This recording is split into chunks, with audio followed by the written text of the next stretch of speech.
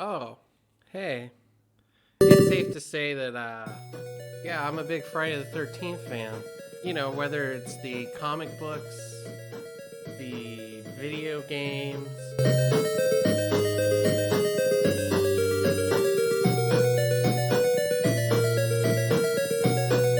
Mm, I even have a bunch of Friday the 13th NECA toys.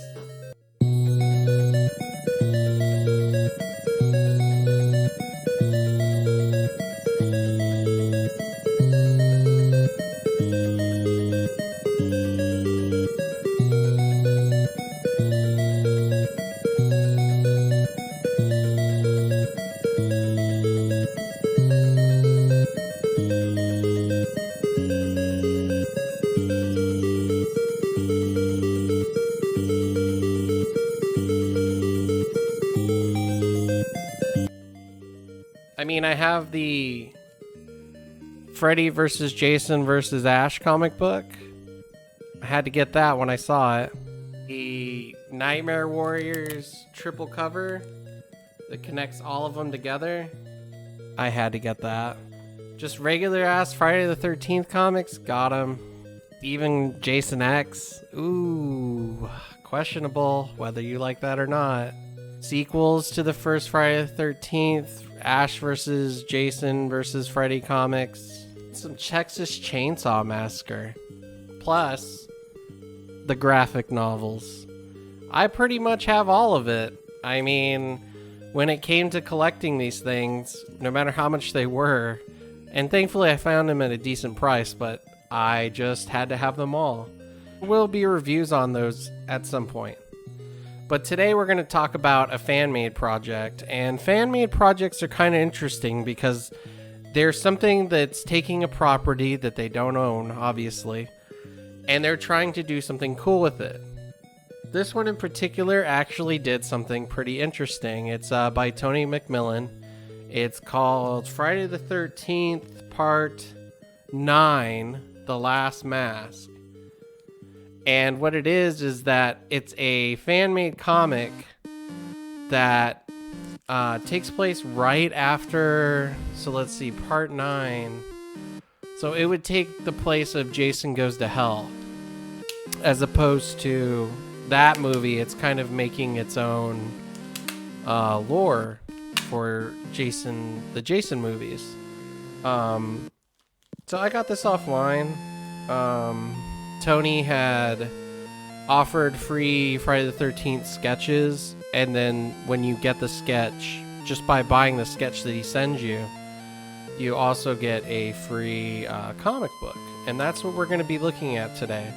The comic book itself, actually kind of cool. On the back, it has a callback. The final chapter, Friday the 13th, but it's a callback to that Spider-Man, the final chapter. You may remember it. So anyway, let's look at this actual comic book and let's see what it does differently to add to the lore, and also just what a fan-made comic book looks like. I think it's pretty rad. Check it out. So in essence here, I'm going to try and use natural lighting.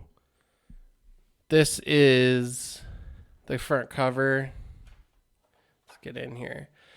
And Tony's got a very interesting, he even signed it. He's got a very interesting style.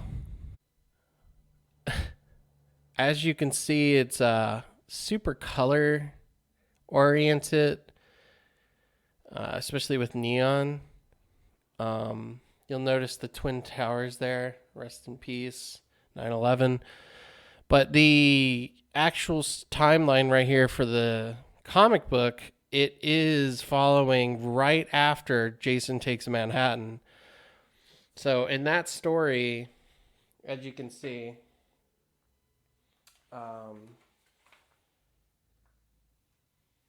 Jason almost kind of returns into a kid. It's very confusing, and he gets sucked up into the sewers by the acid bath that's in there because they apparently run every night underneath New York City. So anyway, it's following right after that. And as you can see, it's bringing in other cast members, like this is Tommy Jarvis. Nice callback to the cover of part 7, I think it is. But they're basically doing an autopsy here of how they killed Jason in many different ways and what it's going to take to finally end him once and for all. Like, they don't accept that it's the real Jason Voorhees. But basically what they're showing here is they're showing that Tina is here from part 7, Tommy Jarvis is here, a couple of the survivors from the other movies have all band together, and they don't think that Jason actually came back. They think it's something else that is mimicking Jason almost, and they use Tina here to try and use her telepathic powers to figure out what this being is.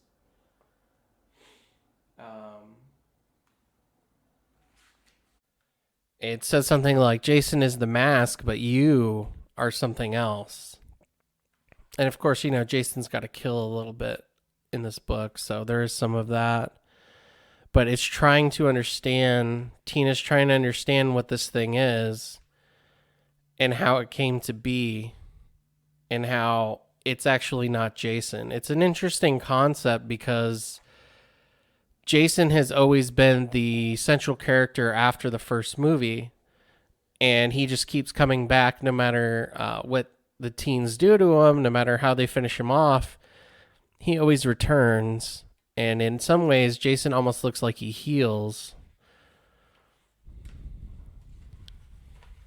And this is a badass splash piece right here. Again, like, Tony uses these really interesting, like, I don't even know what they are. They're almost like ink chalk to kind of like squiggles to make up the body too. It's even here earlier in the book. There's a better example. There we go. See the legs? It's literally just swivel marks back and forth. Here even. It's very interesting work, and even the storytelling using like falling as a motion here in between the panels, the colors used for giving away the narration in the books here, the little bubbles. It's just all just a work of art that I think makes this fan comic stand out, because you don't normally see this in a regular comic. In fact, you would see this nowhere. I can think of a few comics that have gone this artsy, I should say. And nice callback. Boom. But this is the last little piece here. Beautiful. This is just amazing artwork right here for a fan-made comic. This could be a poster. I also need to get a second one of these so I could pull this out and frame it.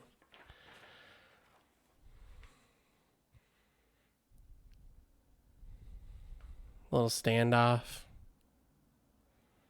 Kill, mommy, kill. As if Jason's asking his mom to kill this thing that's now an aberration of him.